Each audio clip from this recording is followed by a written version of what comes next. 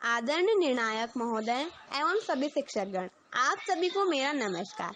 आज का हमारा विषय कि हमें हिंदी किताबों की भाषा बदलकर इंग्लिश कर देनी चाहिए, उस पर मैं अपने विचार प्रस्तुत करना चाहती हूँ।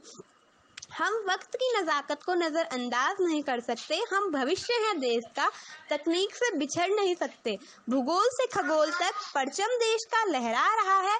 कलाम की नजरों से देखो, सुखद सवेरा आ रहा है। अब दूरियों को किनारे कर दो, खामियों को जहन से भर दो।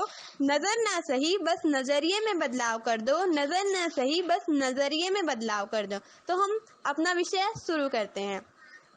तो मैं हिंदी के पक्ष में बोलना चाहती हूँ। हिंदी हमारी राष्ट्रभाषा है और हमारे देश का तो नाम ही हिंदुस्तान है। हमारे देश को विदेशों में भी हिंदुस्तान के नाम से ही जाना जाता है। तो हमारा विषय था कि हम हिंदी किताबों की भाषा बदलकर इंग्लिश कर दें। तो मैं पूछती हूँ कि हम ऐसा क्यों कर दें? क्या हिंदी समझ नहीं आती? हिंदी अपनी भाषा को कहने का एक सरल तरीका है, जिससे दूसरा हमारी भाषा आसानी से समझ सकता है कि हम क्या बोलना चाहते हैं। और जहाँ तक बात आती है जॉब्स, इंटरव्यूज की और दूसरे देशों में जाने की, तो वहाँ पर हमें अंग्रेजी उपयोग में लानी होती है, हमें इंग्लिश बोलनी होती है। तो हिंदी के साथ साथ हमें स्कूलों में इंग्लिश भी पढ़ाई जाती है। जितने ध्यान से हम हिंदी पढ़ते हैं, उतने ध्यान से हम इंग्लिश में इंग्लिश भी पढ़ें, तो हमें ये जरूरत ही नहीं पड़ेगी कि हम अपनी सारी किताबों की भाषा बदलकर इंग्लिश कर दें। जब बात इंटरव्यूज की आती है, तो जब हम अपने देश में इंटरव्यू के लिए जाते हैं, तो जरूरी नहीं कि हम वहाँ पे इंग्लिश में बात करें, हम वहाँ पे भी हिंदी बोल सकते हैं।